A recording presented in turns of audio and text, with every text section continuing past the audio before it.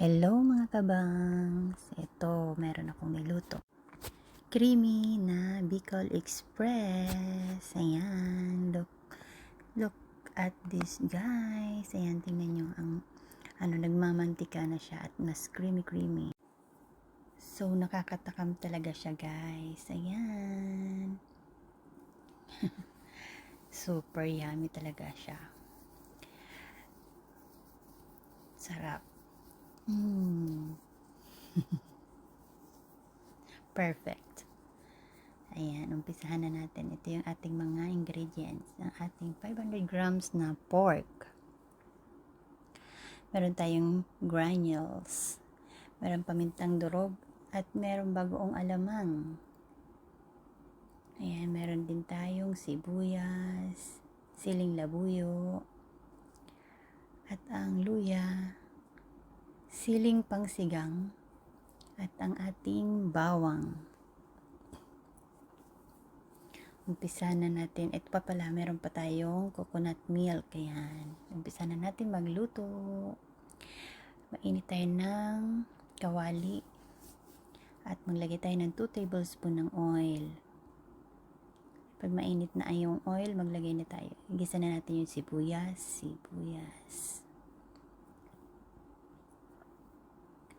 Ayan. Gisa-gisa ang sibuyas. Saglit.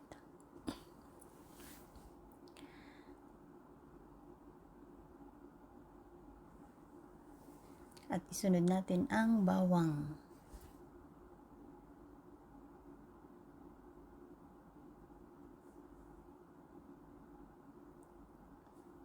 Sunod naman ang luya.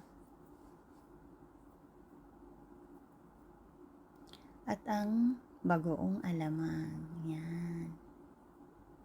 Gisa natin na maayos para maluto ng una yung At next natin naman ang baboy.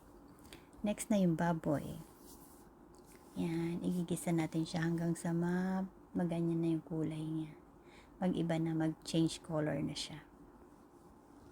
Yan, ang bango-bango guys. Naaamoy ko yung bagoong. After naman yan, ito, ilagay na natin ang pamintang durog. Sana all dinurog, Diyos. May hugot no?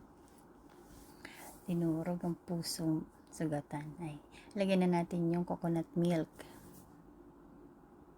At, ayan, hahaluin natin ng konti.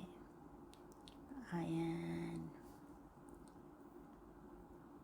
Halo-halo.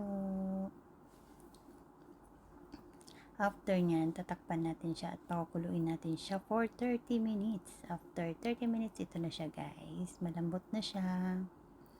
Ayan. Haluin natin ulit siya at ayan na. Ganyan na magiging itsura siya. Nagmamantika na siya. Lagay natin ulit ang 1 coconut cream. Naglagay pa ako para maging creamy siya. Ayan, o, diba?